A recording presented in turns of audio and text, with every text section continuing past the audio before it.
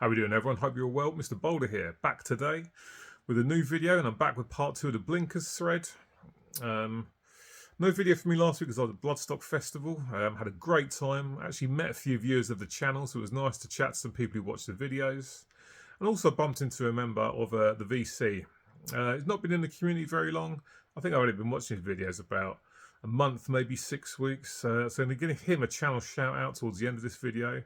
But back to with the Blinkers thread. This is Glam Metal Edition. 5 albums to talk about, but I'm actually going to show 6. Because for me, this first one I'm going to show, they're not really a glam band, but they were definitely, as far as I'm concerned, the blueprint for glam metal in the 80s when they released their massive selling debut album in 1978. So you probably know what I'm talking about already. So yeah, not really glam, but I'm going to show this album anyway. And this is Van Halen and OU812 from 1988. For me, the sound of the first couple of Van Halen albums is definitely the sound of getting in your car, driving over to your girlfriend's house, breaking all the speed limits on the way there, picking up your girlfriend and going out down the pub, meeting up with your mates, having a bunch of drinks, having a great time, being up to the early hours, going back to your girlfriend's place, having some good times with your girlfriend, if you know what I mean, and just basically staying up all night and having a good old party. The sound of this album is the sound of getting in your car, driving to your girlfriend's house, sticking to the speed limits, taking her out to a cafe to have a cup of tea and a nice bun, and then taking her home, giving her a peck on the cheek when you leave because you need to go home and have an early night. This album it's fine, but it's okay, and that's the most complimentary thing I can say about it. Sammy Hagar sounds great on the vocals. I'm not one of these Roth fans who hates the Sammy era. I mean, albums like 5150 and Front All for Con and Knowledge are superb. Sammy sounds great. Of course, the guitar work from Eddie Van Halen is fantastic. The bass and backing vocals from Mike Anthony are, as always, excellent. Alex Van Halen on the drums doing a great job. But there's nothing on this album that really excites me. You know, definitely some decent tunes on it, but some very, very average tunes on it as well. Kicks off with Mine, Oh Mine, which is a decent song. Mine, Oh Mine, sorry. When It's Love, that was a single, really good kind of ballad that. Got Carbo Wild on this album, which is fine. Feel So Good is a decent tune. Finish What You Started, but stuff like Black and Blue, Sucker in a Three-Piece, Naturally Wired, AID, I can't see the bloody title properly. They're just average songs. For me, the synth, the keyboards are way too dominant in the mix. They're really high up in the mix. Kind of overpowering the guitar. And yeah, it's just okay. This is definitely Van Halen at their most commercial peak. And it's got some decent tunes on it. But the decent tunes are at best good. There's nothing to knock out on this album. And there's a few tunes on this album that are completely forgettable. And that's why I wanted to include Van Halen's OU812. Not really a glam band, but definitely the band that sort of were the blueprint for glam in the 80s for me. So that's the first one, Van Halen's OU812 from 1988. It's okay. There's some good songs on it, but there's some songs on it that are really quite forgettable, and I don't spin this one very often. And speaking of Van Halen, the next album I'm going to show is Dave Lee Roth's Skyscraper from 1988. This is a big step down from 1986's Eat 'Em and Smile. Again, there's some good tunes on this. There's some songs I really do quite like, and there's some that are just completely forgettable. So we're going to start off with side 1. It kicks off with Knuckle Bones, which is a good opener. Just Like Paradise, track 2. That was a big single. It should be bored of hearing that. I've heard it so many times, but I'm not. Track 3, The Bottom Line, I really like. The title track, Skyscraper, is good. So far on this album, I'm 4 for 4. But then we get to Damn Good, the last track on side A. And it's got some really nice guitar work from Steve Vai in it. But the vocals in the verses are quite lackluster, and the chorus is not very memorable at all. The vocals are not great. So that's a big letdown to side A. Side B starts off with Hot Dog and a Shake, which has always been a ridiculous song. Stand Up, that was a single as well. I do like that one. But Hina, Perfect Timing, and Two Fools a Minute are very, very average songs. Part of the problem with this album is, and to be honest, with a lot of these albums I'm going to talk about in this video, is overproduction. I saw an interview with Billy Sheehan and Steve Vai, and they talked about when they recorded their parts of this album, it was sounding like a really decent hard rock record. And by the time they'd heard the finished product, when Lee Roth had gone and done the vocals, and then you had all the overdubs with the keyboards and things like that, I just said it just sounded like a completely different album.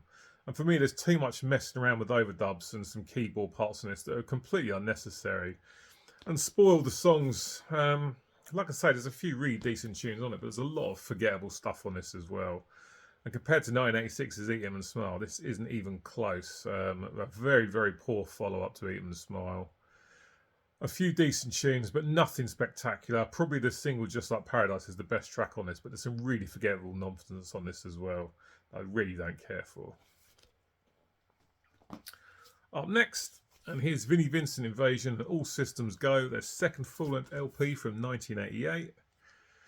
Once again, overproduced and massively overproduced. So here we have Vinnie Vincent on the guitar, obviously. First things first, Vinnie knows how to play the guitar. The guitar playing on this is absolutely fantastic. However, with Vinnie Vincent, I feel with him and with Yngwie Malmsteen, these two need a producer to say, right, calm the fuck down with the solos, okay? Solos don't need a million fucking notes in it every single song. Yeah, some of the solos are just completely over the top and overkill. You've got Mark Slaughter and Dana Strum, who went on to form the band Slaughter. Mark Slaughter on the vocals, Dana Strum on the bass. You've got Bobby Rock on the drums. Musical performances are all fine. Mark Slaughter's voice I do really enjoy, but again, overproduced. There's so many overdubs with layered backing vocal parts on this, which kind of spoil the songs for me. They've gone way too over the top on some of these vocal parts, and it just spoils the songs. There's some decent tunes on it. Let Freedom Rock's good. The Time of Year is a great track. Love Kills, which was on the Nightmare on Elm Street 4 soundtrack. Heavy Petting, but there's some shit songs on this as well that really do pass me by. Naughty Naughty, Ecstasy, Breakout. Dirty Rhythm's okay, actually. But Deeper and Deeper, Heavy Petting, Ashes to Ashes is good. A few really good songs, but a lot of average stuff and a couple of stinkers, to be fair. And for me, this is nowhere near as good as their debut, which came out in '86. All Systems Go by the Vinnie Vincent Invasion. It's got some good tunes on it, but it's also got some forgettable nonsense, and it's way too overproduced with way too many backing vocal overdubs, which kind of spoils some of the songs. And I think Mark Slaughter's vocals would have been better with that than being a multi-layered left, right, and centre. Up next, and here's Quiet Riot with Quiet Riot 3 from 1986. First things first, check out that wig on Kevin Dubrow. That is absolutely phenomenal. Especially if you watch the video for Party All Night from the album before this, where his hair's really thinning. Done a superb job with that wig there. But as far as the music goes, again, overproduced. And here we have a similar story as we have to Van Halen's OU812, and that's that the synthesizer in this is way too dominant in the mix. I'll never forget when I first heard this album, when that synth comes in at the start of the first track. It's absolutely massive. So the synth is very dominating in the mix. You know, the guitar's still there, but the synth is way pushed forward. They were definitely looking at the mainstream massively with this album. And again, it's a case of some songs on this I like and some songs that are totally forgettable. Main Attraction, the first track's a good tune. Wild and the Young's a great tune. Twilight Hotel I like. Down and Dirty, massively dominant synth in that song, which kind of spoils it a little bit. Rise and Fall I don't care for or two. Put Up or Shut Up is completely forgettable. Still of the Night is a decent ballad. Slave to Love, Helping Hands. Some songs on this that are just way too commercial sounding. The synthesizer dominates and spoils it. The guitar has taken a back seat, which is a bit of a problem for me. Kevin Dubrow's vocals are good. The musical performances are okay, but songs written way too much with both eyes at the mainstream, and it's just not as good, not even close to Metal Health or Condition Critical, the two albums that come before it. It's an okay listen, but it's nowhere near as good as the two come before it. And Quiet Riot 3 from 1986 is quite a letdown for me, but it's still got some catchy tunes on it. Up next is the debut album from Britney Fox. This is their Self-Titled from 1988. Britney Fox feature Michael Kelly Smith on the guitar, who was once a member of Cinderella. This debut album is equal parts really, really good and equal parts quite fucking horrific, to be honest. The first song, Girl School, is absolutely fantastic. Up-tempo rocker with brilliant riffs, great vocals from Dean Davidson. Chorus is fantastic, brilliant guitar solo, an absolutely fantastic way to start off this album. Track 2, Long Way to Love, is again an up-tempo rocker, not as good as Girl School, but still a great tune I really enjoy with a really good chorus.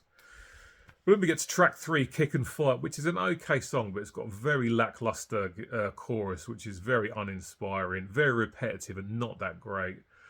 Then you got Save the Week, which is a ballad, which is absolutely horrific. It's fucking shit, to be fair. I don't mind ballads at all. In fact, I really like some ballads, but this one is terrible.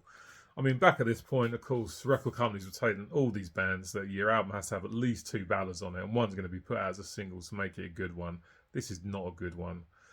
Terrible, terrible ballad, which is the worst song on side A, without a doubt about it.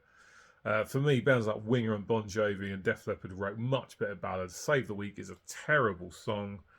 Fun in Texas closes side A, which is okay. Rock Revolution kicks off side B, okay. Don't Hide, another lackluster chorus. You got a cover of Slade's Goodbye to Jana, which is very, very good actually. In America, which is an okay song. And then the last track, Hold On, is another up-tempo rocker with a great riff, a massive chorus. Brilliant way to end the album. The first track superb, the last track superb. There's some average stuff in between, and there's some absolute shite in between as well. These guys put out an album in 1991 called Bite Down Hard, which is an absolute beast that no one ever talks about. It's much better than this, their debut from 1988. The self-titled Britney Fox, some decent tunes on it, but some absolutely horrible shite at the same time.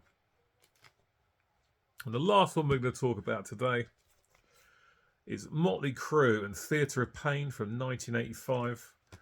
There is some absolute shite on this. First track I really like, City Boy Blues, great chorus. Up next you got Smoking in the Boys Room, the Brownsville Station cover. I could live without that. I don't hate it, but I don't love it at the same time. Then you got Louder Than Hell, which is a good tune. Keep Your Eye on the Money, another song that I really enjoy. Side A closes with Home Sweet Home, which is a song I've never cared for. I don't hate it, but if I never heard it again, it wouldn't bother me. It does my head in when you go and see Motley Crue live. They always play that song, and I just don't care for it at all. Side B, that's got Raise Your Hands to Rock on it, which is okay. Save Our Souls, which is absolute shit. One of the worst songs that they've put out. Mid-paced and plodding, and just not a good song at all. Save Our Souls is so shit, it's ridiculous. Tonight We Need a Love is a good tune.